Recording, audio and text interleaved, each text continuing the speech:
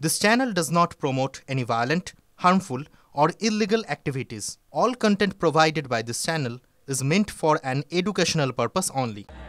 এই মনোজিতের একাধিক কুকীর্তি যেমন সামনে আসছে তার পাশাপাশি এই যে মনোজিৎ সেই মনোজিতের নিয়োগে যে বেনিয়ম হয়েছে সেই বিষয়টিও এবার সামনে চলে এসেছে।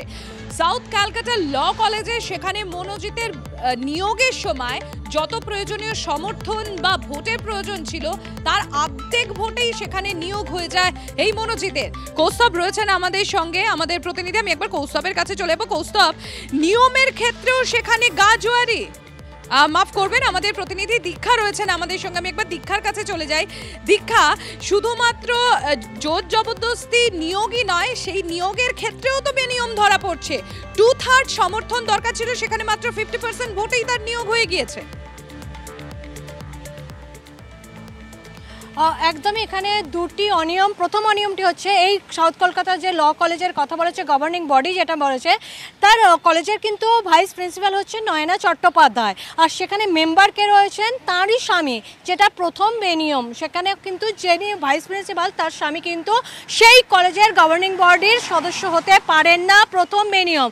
আর সেই যে মনোজিৎ মিশ্র অর্থাৎ ম্যাঙ্গোকে যেখানে ক্যাজুয়াল স্টাফ অস্থায়ী কর্মী হিসেবে নিয়োগ দেওয়া হয়েছে, সেখানে 4 জন যে ভোট দিয়েছেন তার মধ্যে তো অশোকদেব রয়েছেন গভর্নিং বডির প্রেসিডেন্ট, যিনি সভাপতি, নয়না চট্টোপাধ্যায় ভাইস প্রিন্সিপাল তার স্বামী, এবং হচ্ছেন আরও 2 জন। অর্থাৎ বক্তব্য হচ্ছে যে শুভ্রাংশু চট্টোপাধ্যায়, প্রথম অনিয়ম হচ্ছে শুভ্রাংশু চট্টোপাধ্যায় কি করে গভর্নিং বডির মেম্বার হলেন, কারণ তার স্ত্রী সেই কলেজের ভাইস প্রিন্সিপাল। দ্বিতীয় হচ্ছে মনোজিৎ মিশ্রের নিয়োগে 2/3 ভোট দরকার, সেখানে 4 জন ভোট দিয়েছেন। সেই 4 জনের ভোটে মনোজিৎকে ক্যাজুয়াল স্টাফ হিসেবে নিয়োগ করা হয়েছে। শুধু ক্যাজুয়াল স্টাফ নয়, তাকে সেখানকার, যেহেতু এখনো ছাত্র সংসদের নির্বাচন হয়নি, তাই সেখানকার যে ইউনিট দেখার জন্য, কলেজ দেখার জন্য তাকে দায়িত্ব দেওয়া হয়েছে। আর যার ফলে আমরা দেখতে পাচ্ছি এরকম ঘটনা, অর্থাৎ তার নিয়োগটাও কিন্তু যে বেনিয়ম সেটা এবার সামনে স্পষ্টভাবে ধরা পড়েছে। ধন্যবাদ দীক্ষা।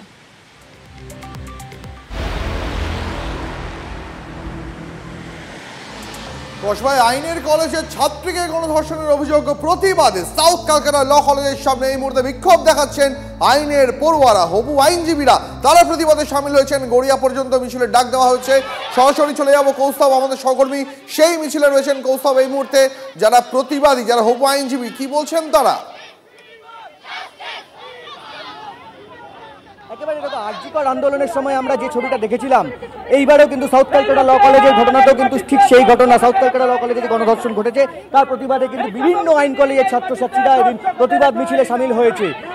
ঠিক কসবা পোস্ট অফিস থেকে, অর্থাৎ যেখানে সাউথ ক্যালকাটা ল কলেজ রয়েছে, ঠিক সেখান থেকে গড়িয়াহাট পর্যন্ত বিক্ষোভ মিছিল, এবং বিভিন্ন জায়গা থেকে বিভিন্ন আইনের যে সমস্ত কলেজের ছাত্রছাত্রীরা রয়েছেন তারা এই প্রতিবাদ মিছিলে এসেছেন। আমি একটু জেনে নেওয়ার চেষ্টা করব, কি মনে করছেন যে আরজিকর আন্দোলনের সময় আপনারা সেখানে আন্দোলনে নেমেছিল সাধারণ মানুষ, নাগরিক সমাজ, আপনারা এই সাউথ ক্যালকাটা ল কলেজের ঘটনায় পথে নেমেছেন, কতটা সুরক্ষিত মনে করছেন আজকে এই বিভিন্ন আইন কলেজগুলোতে? বিভিন্ন আইনের কলেজগুলোতে নিজেদেরকে কি আদৌ সুরক্ষিত মনে করছেন? না, করছি না বলেই তো নেমেছি। করলে তাহলে ওর সাথে এই ঘটনাটা ঘটতো না। যদি সুরক্ষিতই বোধ করতাম তাহলে ওই কলেজে, মানে এই কলেজেও এই মেয়েটির সাথে এই ঘটনাটা ঘটতো। আজকে যদি আরজিকর বিচার পেত তাহলে আজকের এই দিনটা দেখতে হতো না আমাদের। খুব দুঃখজনক যে আজকে আমরা পশ্চিমবঙ্গে থেকে এই জিনিসগুলো আমাদেরকে দেখতে হচ্ছে। বিচার ব্যবস্থা চলছে, কিন্তু তাড়াতাড়ি বিচার কেউ পাচ্ছে না, এটাই আমাদের দাবি।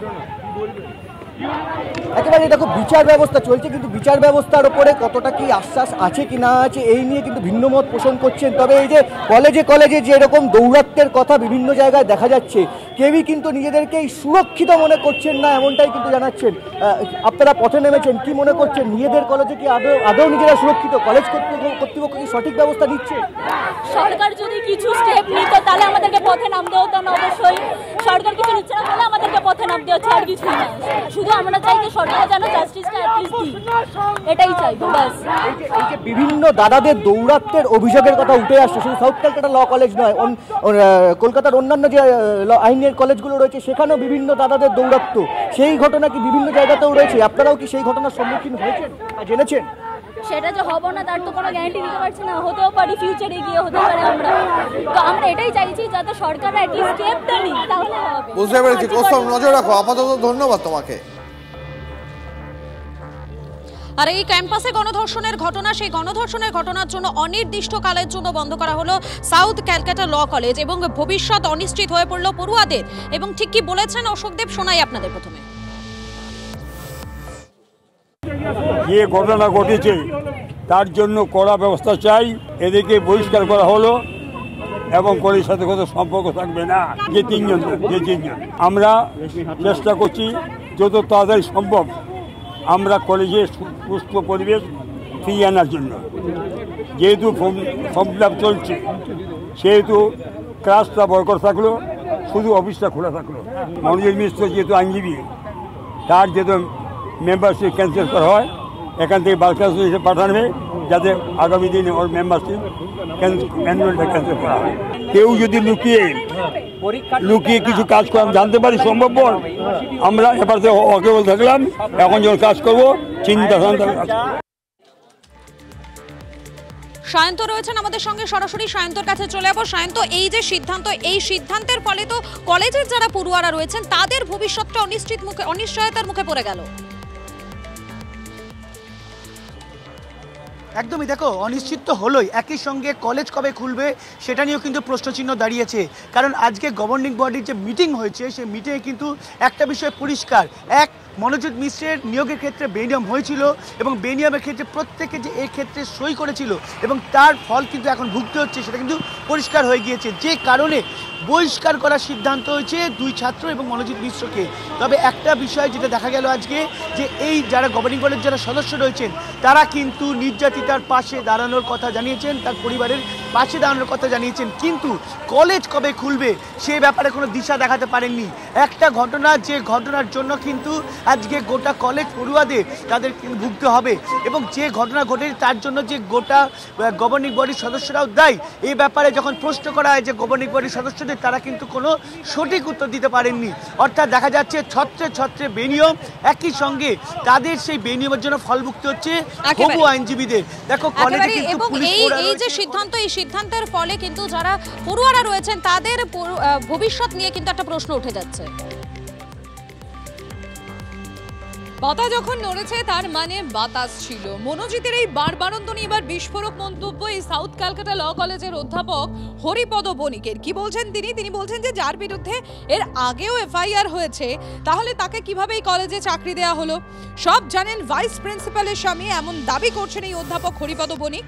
সদ্য ভর্তি হওয়া পড়ুয়া থেকে সিনিয়র অধ্যাপকদের উপরেও চাপ ছিল, আর শুধু মনোজিৎ নয়, প্রভাবশালী জিবি সদস্যদেরও চাপ ছিল, এমন বিস্ফোরক দাবি কলেজের লাইব্রেরিয়ান হরিপদ বণিকের। এফআইআর যে ছেলের নামে থাকে তাকে একটা কলেজে কিভাবে চাকরি দেন? Head of the institution vice প্রিন্সিপালের হাজব্যান্ড এখানে ডক্টর এস.এস. চ্যাটার্জি আছেন, একটু জিজ্ঞেস করুন। বহু অভিযোগ আছে, কিছু বেরিয়েছে মানে গাছের পাতা নড়েছে মানে বাতাস ছিল, এইটুকু বলতে পারি আমি একজন টিচার হিসাবে। একজন টিচার হিসাবে আমি এইটুকু বলতে পারি, পাতা যখন নড়েছে বাতাস ছিল। আপনার কাছেও কোনো এই ধরনের অভিযোগ ছিল? আপনাদের উপরেও দাপট কি ছিল মনোজিতের? ইয়েস ছিল। এবং একজন নতুন নিউ অ্যাডমিশন স্টুডেন্ট থেকে শুরু করে একজন সিনিয়র টিচার পর্যন্ত সব ক্ষেত্রেই ছিল। এবং শুধু মনোজিৎ না, ইন্টারনাল যারা মেম্বাররা আছে তাদেরও, জিবি মেম্বার খুব প্রভাবশালী, তাদেরও ছিল। আর জানো তো, ক্যাম্পাসে এই ছাত্রীকে গণধর্ষণের অভিযোগ ওঠার পর 6 দিন পর ব্যবস্থা নিচ্ছে শিক্ষা দপ্তর। অবশেষে মূল অভিযুক্ত মনোজিতের অস্থায়ী কর্মীর পদ থেকে বরখাস্ত করলো কলেজ কর্তৃপক্ষ। বিস্তারিত জানাবেন সহকর্মী সুমন সঙ্গে রয়েছেন। সুমন, কি আপডেট রয়েছে, কি ব্যবস্থা নেওয়া হলো অবশেষে? দেখো, এতদিন পরে, এত অভিযোগের পরে অবশেষে এই নৃশংস ঘৃণ্য ঘটনার পর শিক্ষা দপ্তর ব্যবস্থা নিয়েছে। শিক্ষা দপ্তর নির্দেশ দিয়েছিল জিবিকে, গভর্নিং বডিকে, যাতে মনোজিৎকে বহিষ্কার করা হয়। সেই মোতাবেক মনোজিৎকে বহিষ্কার করা হয়েছে। তার সঙ্গে সঙ্গে অভিযুক্ত দুই ছাত্র, তাদের কিন্তু ছাত্রপদ বাতিল করা হয়েছে। তারা কিন্তু আর ছাত্র নয়, আর ওখানে পড়াশোনা করতে পারবে না। এতদিন পরে টনক নড়লো এত বড় একটা নৃশংস ঘটনার পর। বেশ, অনেক ধন্যবাদ। এদিকে কসবার আইন কলেজের ছাত্রীকে গণধর্ষণে মূল অভিযুক্ত মনোজিতের পুলিশ হেফাজতের নির্দেশ দেওয়া হয়েছিল আগে, সেই হেফাজতের দিন শেষ হতে চলেছে। এরপর কি পদক্ষেপ নেওয়া হতে পারে? সঙ্গে রয়েছেন সহকর্মী সুপ্রিয়, কি আপডেট রয়েছে তোমার কাছে? আজই তো তাদের পুলিশ হেফাজতের দিন শেষ হচ্ছে, 4 দিনের যে হেফাজত দেওয়া হয়েছিল।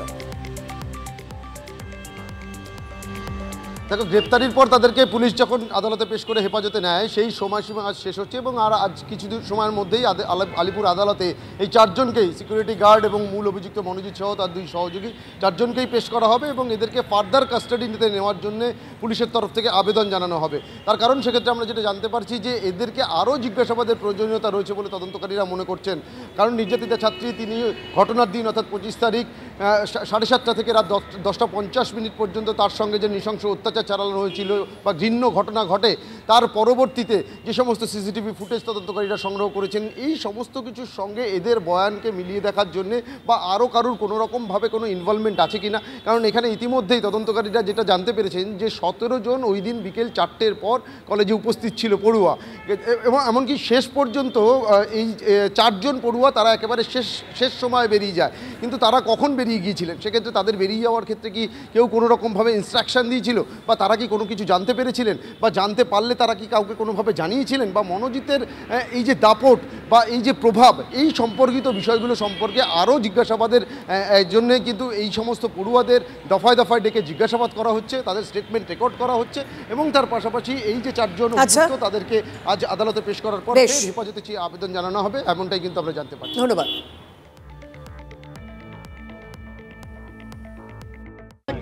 সাউথ ক্যালকাটা ল কলেজে যে কেস হয়েছে ওটা পুলিশ তদন্ত করছে। যেহেতু কেস খুবই সেন্সিটিভ আছে, we would not like to, আমরা খুব ডিটেলস আমরা কিছু দিতে চাইছি না। আমি এটাই বলবো, দ্রুত করে এফআইআর করা হয়েছিল, 3 জন এফআইআর অ্যাকিউজড প্রথম দিনেই ধরা পড়েছে। অনেক এভিডেন্স আমরা কালেক্ট করেছি, সেইগুলো অ্যানালিসিস হচ্ছে। বাকি যে ইনভেস্টিগেশনের প্রসেস আছে সেটা হচ্ছে। ऑल नेसेसरी एक्शंस जहाँ एक्शन करार दरकार है, जो एक्शन पुलिस को लेना चाहिए वो अभी तक लिए गए हैं। एंड मैं ये एश्योरेंस देना चाहता हूँ कि और फर्दर जो इन्वेस्टिगेशन जो चल रही है उसमें जो भी इन्वेस्टिगेशन के हिसाब से जो करना चाहिए वो किया जाए।